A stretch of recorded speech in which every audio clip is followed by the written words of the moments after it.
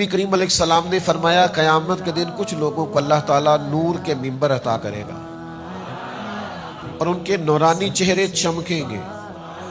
हुजूर फरमाते हैं वो ना नबी होंगे ना शहीद होंगे, लेकिन नबी और शहीद उनका मर्तबा दे के रश्क करेंगे, नाज करेंगे, कहेंगे वाह क्या शान है, क्या मर्तबा है, क्या मनसब है।